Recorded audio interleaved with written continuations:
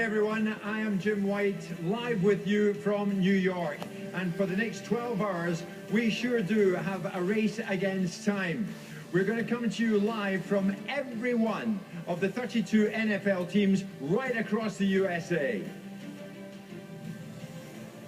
Well, Jim isn't the only big name in New York. The Williams sisters went head-to-head overnight. Yeah, action from the US Open's on the way. Plus, we'll hear from England's record goal scorer.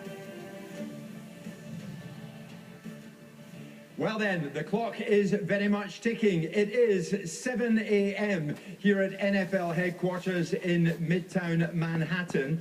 And I'm going to bring you the inside word from the NFL very shortly, including the very latest, of course, on the scandal that's rocked the game here on Deflategate. Now, it is 6 a.m. in Dallas, Texas. And that's where we find my colleague, Gary Cottrell.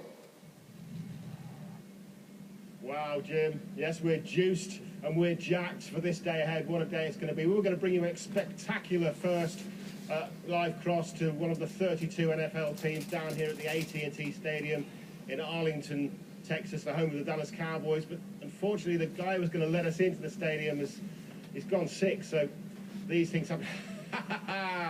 Just kidding. Of course, these things don't happen on NFL 32 Live Day. Just take a look at this.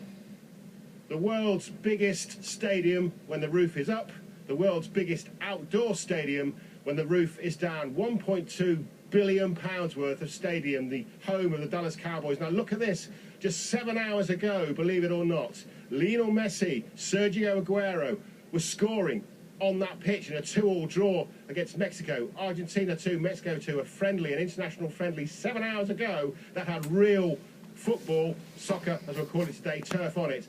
And they're digging it up because they've got to get ready for the start of the NFL season. And on Sunday Night Football, about 1:30 your time, they'll be playing the Dallas Cowboys here. We'll be playing the New York Giants, the first team that ever played here against the Dallas Cowboys in this stadium.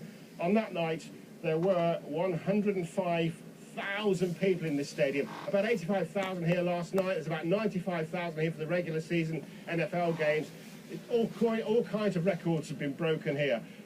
What about the biggest ever indoor music concert? George Strait played here. He's you might not have heard of him, Jim. King of Country is called. 104,000 for that one. And the NFL, when the NBA All-Star Game was played here in 2010, 108,715 people. And look at that thing hanging down from the middle. That is the world's largest center-hanging video screen.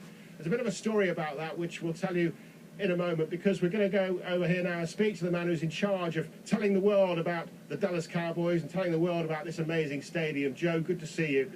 Just how big a job is going on here at the moment? We can see this pitch being basically torn apart and put back together. First off, I have to say, Gary, welcome to AT&T Stadium. We're happy that you chose us to be the first team. That's a big honor for us from the Dallas Cowboys, so thank you all for being here. So big, obviously a big undergoing that you see what's going on right now. As you said before, we just had the great Lionel Messi play here last night. Once that was done, we're going straight in this. It takes about, like I said, 12 hours overnight to change everything over.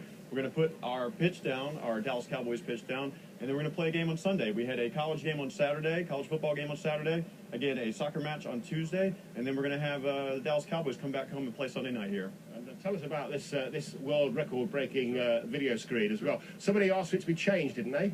Well, yeah, so we had U2 come here quite a few years ago. It's one of the first bands that came here, and Bono himself actually had a monstrosity of a stage for his 360 tour, and he asked us, he was basically like, look, I have this 110-foot stage. I know you're at 90 feet right now. Is there anything you can do? So we threw in a couple extra million here and there for our already $40 million board, raised it all the way up to 110 feet, and we had an amazing, smashing success with the show that U2 put on. Well, Bono was happy. Now the Dallas Cowboys fans are going to be happy if they can actually go back to the good old days where they won 5 Super Bowls. You can see the banners hanging up there. They won 5 Super Bowls. No other NFL team has won more. Well, one has won more, one has won 6, but pretty much that's a record over here to win 5. But they haven't won, of course, the Super Bowl for 20 years. And we were down at the practice facility yesterday, and that's just as impressive as this stadium. And we saw the team getting ready for the regular season. The roster in the locker room, and obviously it really is now the season, and they've got a real feeling down there that this could be the season when they put that right. We had a walk around the locker room, and then we had a chat with their Brit, with their resident Brit, Jack Crawford. This is what he had to say. Football, you have a helmet on, and you know, certain people recognize you, certain people don't. In London, I don't think I've ever been recognized back in London. Maybe a couple of times, but I don't think so, man. It'll change now after this. Yeah, hopefully, man. Well, we'll see. We'll see. I'm just gonna keep paying attention and try and do my job. Last question. I know you get asked this all the time, but you shared a classroom with someone famous, didn't you? Daniel Radcliffe. Oh yeah. I did for a short while back in London, and yeah. I mean, I don't really remember much from being in class with him. You know, we weren't all that close, but I remember being in class with him. You know, and then I wasn't even aware of how how popular the Harry Potter books were at the time. So afterwards, now I see him in Hollywood on TV everywhere on billboards. It's like, it's funny that I was in the class with him. So he knows Harry Potter. Now, we've finished here with the fantastically helpful Dallas Cowboys. We'll swap that hat for the other team in Texas. We're off to see the Texans in Houston, and of course we'll have a chat with the man of the moment right now in NFL, J.J. Watt, the world-famous JJW, our very own world-famous JJW. Jim, I don't know which one, White, back to you. Gary, thank you very much indeed. Gary.